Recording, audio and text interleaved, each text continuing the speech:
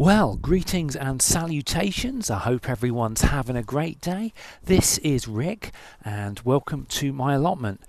Right, there's lots to be getting on with today, so let's get started.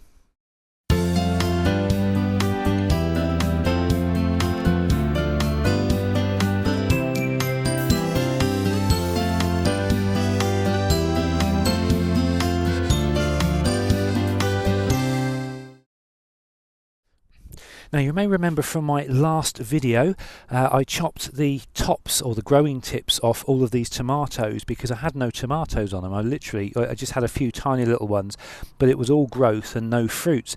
So as you can see now, I've got lots and lots of tomatoes have appeared, which is a good thing. And obviously, you know, that little thing that I did with chopping the tops off really did some good.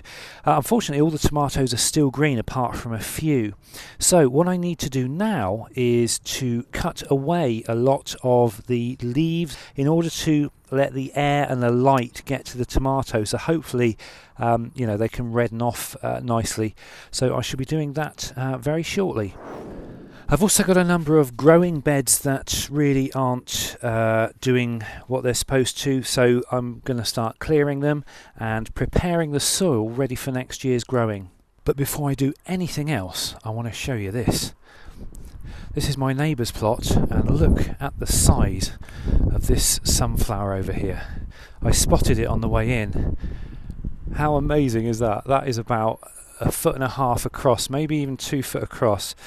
If we can go up to it and have a look. That is the biggest sunflower I have ever seen in my life. Fantastic. Look how thick that stem is. So that is I'd say that stem is probably about 2 inches thick. That is very, very impressive. Even got a bumblebee falling asleep. Right then. Strawberries. These are they're dormant now for the rest of this year. They'll come on next year. Now I've been advised to cut them all down and give new growth a chance sort of next year. Now these are pretty densely packed together, and I can see there's lots of new little plants that have sprung up in here. So I think what I might do is start transplanting some of these over to here. And that way I'll either end up with 2 beds of strawberries or maybe just the one. We'll have to wait and see. Now the thing is, I've got some bags of manure which I'm going to use in order to help replenish this soil and make it better. But at the moment this bag's pretty full. If I was to put a bag of manure in here, it's going to bring it right up to the brim. So I think what I need to do is offset some of this soil into that bag, which is a bit emptier. I think I'll do that, and then put a bag of soil there, start planting the strawberry plants in there, and then we'll see what's what. Yeah, I think that'll do it. I like it when a plan comes together. Now at the moment this soil is pretty rubbish. It's basically dug out of the ground. Obviously the winter's going to get to it, and hopefully it's going to break it up with the frosts. That'd be good. And if I add a bag of manure to it as well, it should put it in good stead for producing some decent strawberries next year. Of course it's all theory right now, but as far as I'm aware, it's a fairly sound theory. Now, as I've been digging this soil, one of the things I've noticed is a distinct lack of worms, and I suppose it makes sense because obviously it's not in contact with the ground in any way that the worms can get into it. So, as an experiment, and this is something I'm thinking of doing inside the paddling pools in the polytunnel, is I'm actually cutting a hole out of the bottom of the bag and the bottom of the membrane, the weed membrane, and I've just gone around in a big circle. I'm just coming to the end of it now, but I just basically used an old knife and I've just sawn all the way around the the centre. So this centre now is going to be in direct contact with the ground, and that's the bit I just cut out the middle. And what I'm hoping is it's actually going to, now it's in direct contact with the earth, it may get worms and things come up through it at their leisure, and hopefully, there we go, that's the actual ground underneath. Ooh. So I'm hoping it's going to help with the, not only with the drainage of the beds, but also introducing worms and a bit of wildlife into the soil that will hopefully be beneficial. So as you can see, it's all lumpy. This is all clay, mostly clay, and I'm hoping obviously the frosts are going to get to it and break it down into a nice fine tilth, but I'm also going to rich it up a bit by adding a bag of compost, and I'm going to do that right now. Did I say compost? What I meant was organic farmyard manure. And I'm just going to put the whole bag on there.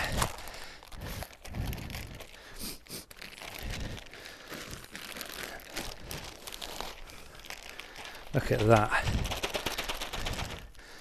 Lovely, rich, growing cow poo. I'm not even going to dig it in. I'm just going to leave it there and let the worms get on with it. Hopefully, if I actually attract the worms through that hole in the bottom. Like I said, I'm thinking of doing this to the paddling pools inside the polytunnel. Quite whether it'll be this small or whether I'm thinking in terms of much bigger. If you've got any experience with this, or you've got any advice as to whether it's a good idea or not, do feel free to leave notes in the bit below. Now, I did say I was going to plant these in there, didn't I? Do you think it's going to be okay to plant these directly into manure? I guess there's only one way to find out. So there's 4 plants just in this little clump alone. Looks like we've got a brand new one here, a brand new one there, a brand new one there, and then probably a couple of old plants as well. So I'm just going to break the whole lot up and plant them in the new bed.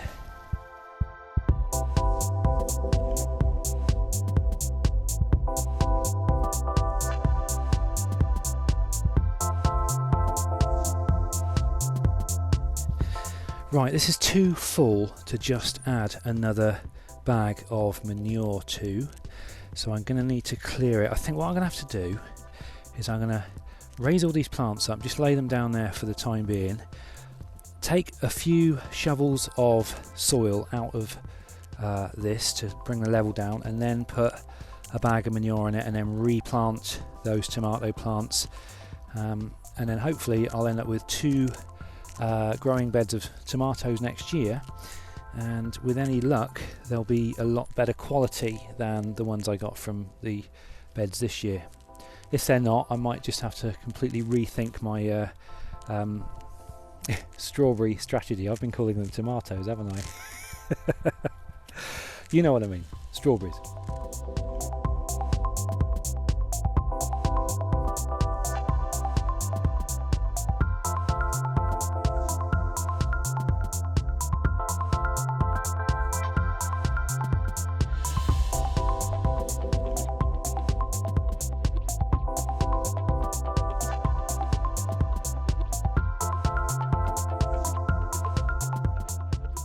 Right, I decided it would be too much of a shame to throw away those additional strawberry plants, so I've relocated them out here along the edge of the polytunnel, and also that extra soil that I had.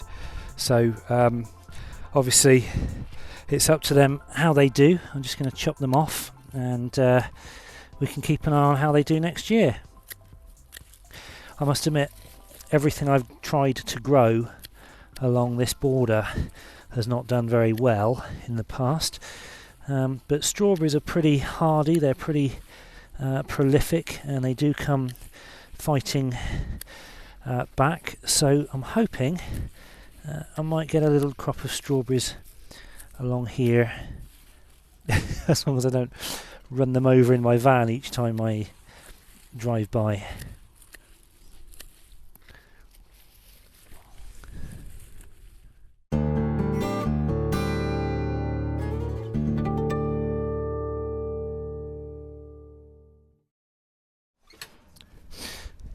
Right then, these tomato plants are a bit of a jungle, and all the time we've got this thick foliage, it's not giving the tomatoes a chance to sort of get the air and also get the light. Also, with all this foliage, there's an increased danger of blight.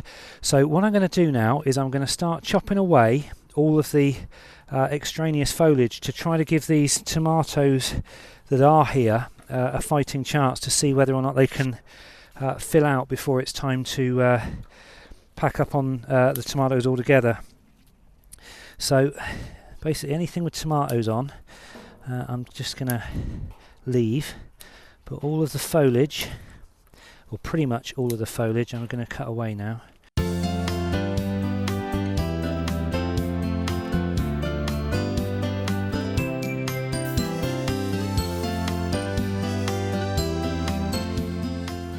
But as I've said before in other videos, I really need to be a lot stricter with the tomatoes next year. I think probably less is more, if you see what I mean. I think what happens is it gets to the point where you have so much growth you don't know where to start, and in the end you don't end up taming it, so it eventually gets out of control, and then you end up tackling it.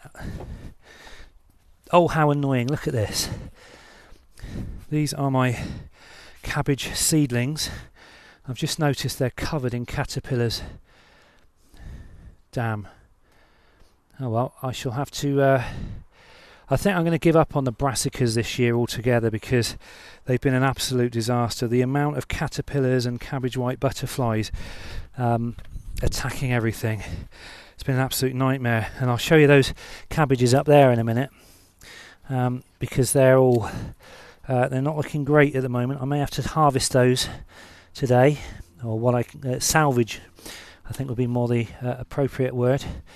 I'll salvage what I can. So there we go. That's the tomatoes trimmed back. Oh, I forgot that bit over there. I should do that in a minute. These are now out in the open, in the air and in the light, so I'm hoping they're going to turn red more easily, and all of these hundreds of little tomatoes everywhere are now going to be in with a fighting chance of turning into decent sized tomatoes and going red before the winter sets in. Obviously we'll have to wait and see. Well, I've got to do exactly the same over there where it's where there's at least twice as many plants over there, so I better get on with that and then I shall come back to you.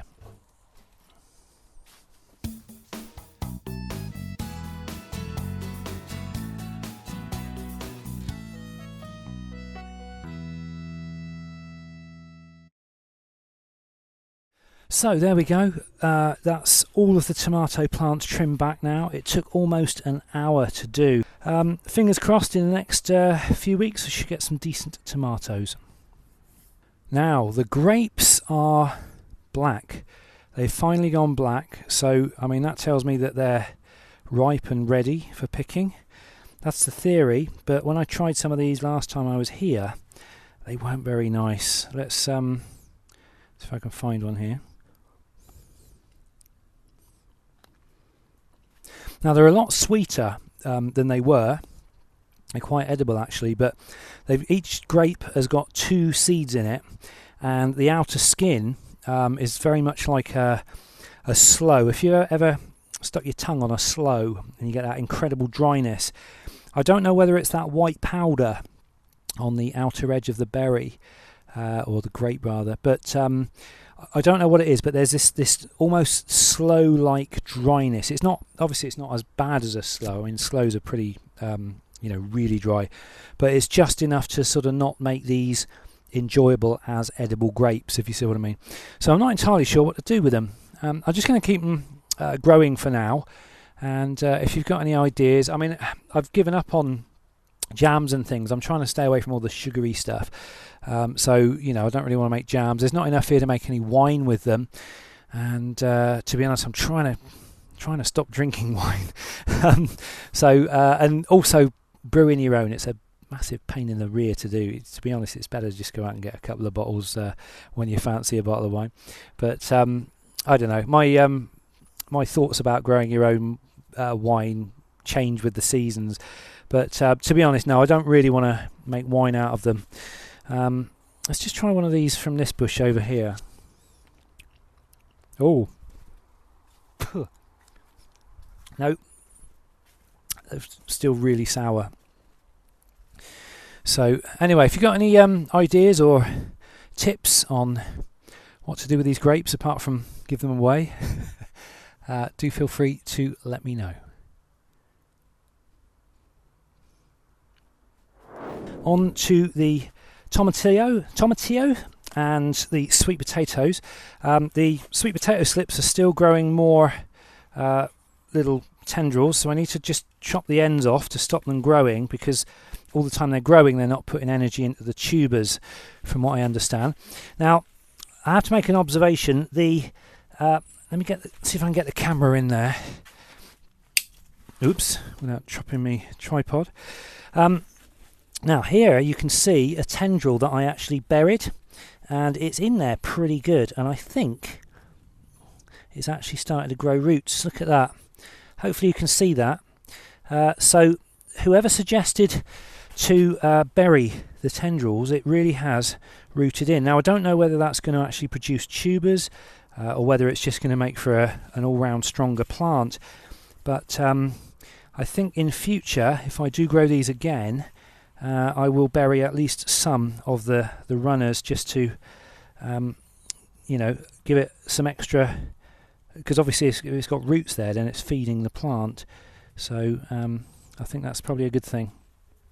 This tomatillo is absolutely unbelievable. This is just a single plant, and I have no idea how to look after them. They've got these amazing little flowers everywhere, all over the place. I don't know whether I'm supposed to clip off the growing tips or whether I just kind of leave them to their own devices.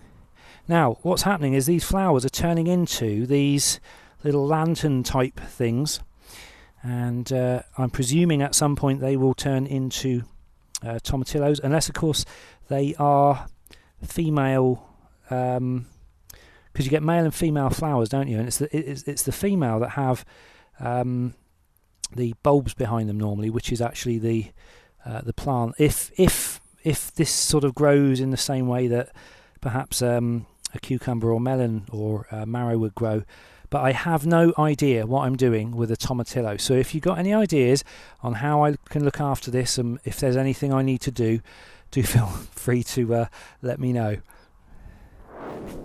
Now the Christmas potatoes, they're looking absolutely fantastic. These are Nicola, and these are Maris Pears.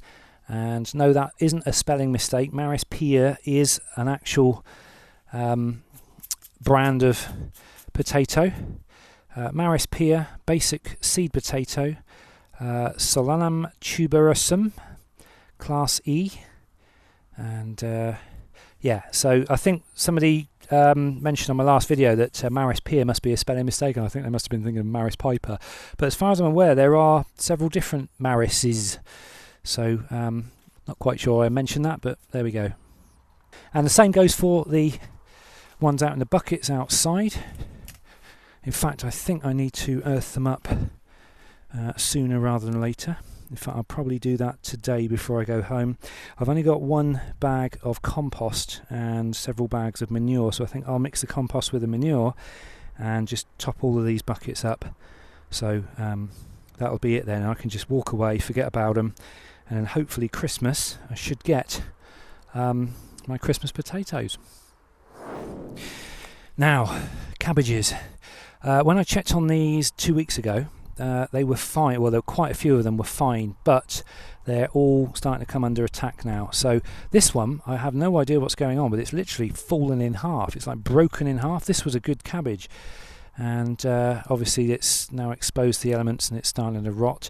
I see caterpillars attacking that one, and lots of eggs in there. This one's gone rotten. It looks like we're down to one. This one looks like it's starting to fall apart as I speak. probably going the same way as that one. I don't know why that is doing that, but I have 1, 2, 3 good ones, and I think I'm going to harvest them. I was going to say harvest them today, but sod it, let's harvest them now. Let's go for it. So I'm going to end up with 3 cabbages. So yeah, I can see what look like eggs or something in there, so I need to get this sorted out pretty sharpish.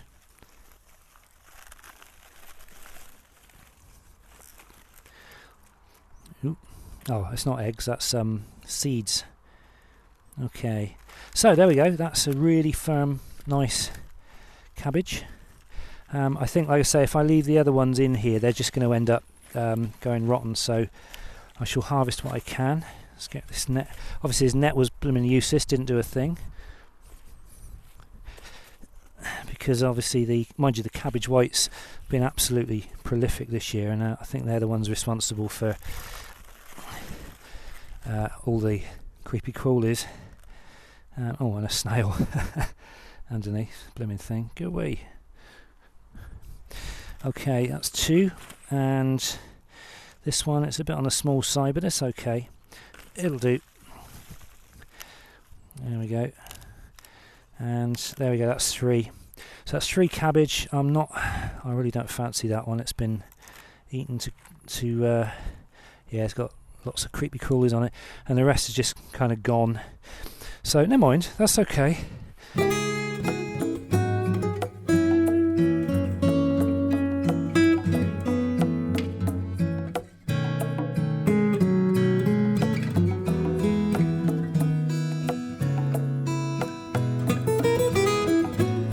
Cool.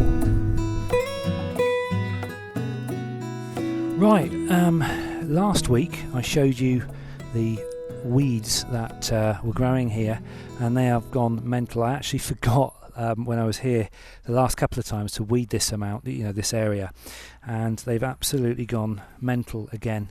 So I need to get in here before I go home today and take them out. But unfortunately, all of the Chinese cabbage is being eaten like crazy.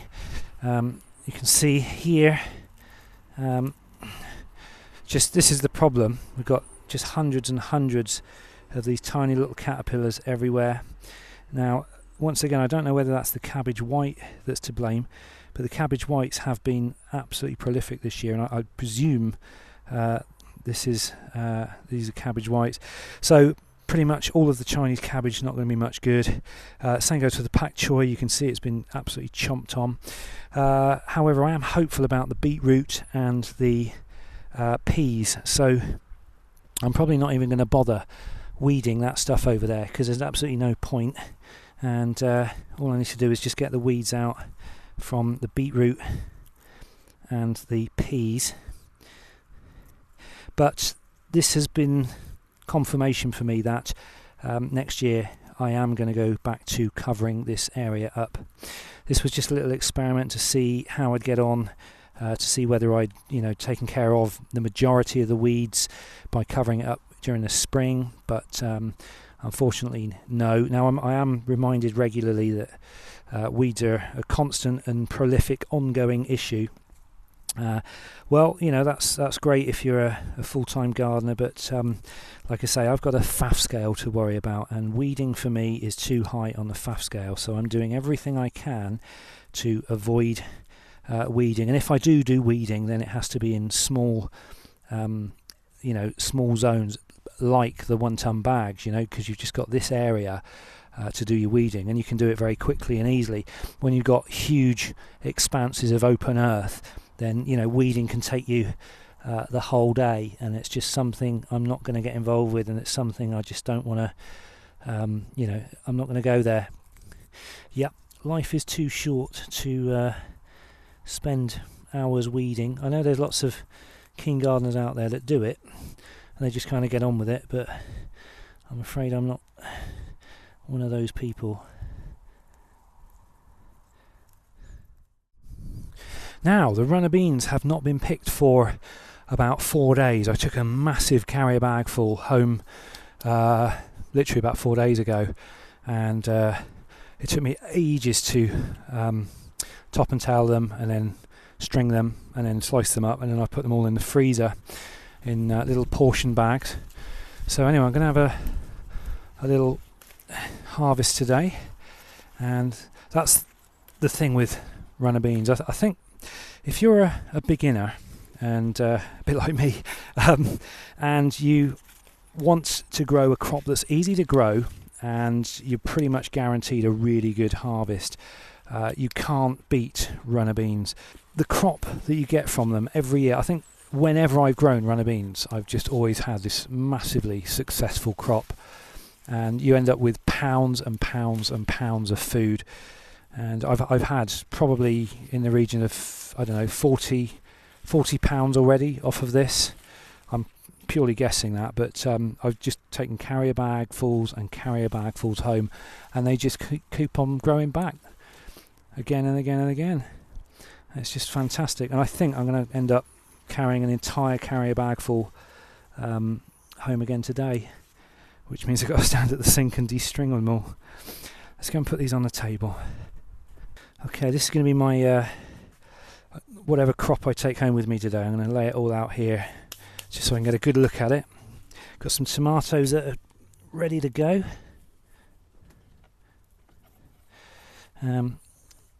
These are a little bit orangey, but that's fine. I can finish those off on the windowsill. Got a nice little red juicy one there. Have my eye on. That lovely colour. Shame about the size, but never mind. Got some over there too. These gone a bit sort of russety, but I'm sure they'll be fine. Looks like the runner beans around the bamboo shack are starting to produce as well. And where's that? I spotted one earlier. They're all a little bit on the small side at the moment, so I'll just leave those, and I'll come back to those later in the season. Looks like the Rudbeckia marmalade is well, it's out in full swing and starting to go over now, I think. So I've got some seeds that I could plant now, or not today, but so this time of year, that'll allow this to have some flowers in it early in the spring. I'll have to go through the packets of seeds. I get a lot of those packets of seeds from the Garden News weekly magazine. They are always including these flower seeds. Now obviously I don't generally grow flowers, but these came from the magazine as well, and they were very, very nice. These are very nice looking flowers. Right, I haven't checked out the carrots for a little while, and I think I should be able to harvest a few, take a few home with me. They're all fairly close together, but let's give it a little tug on them, see what they're like. Oh, there we go. That's alright. That's perfectly acceptable for a carrot, but I can just basically harvest these as I need them, so that's all I need today. There we go. Right, what else have we got? How about some French beans?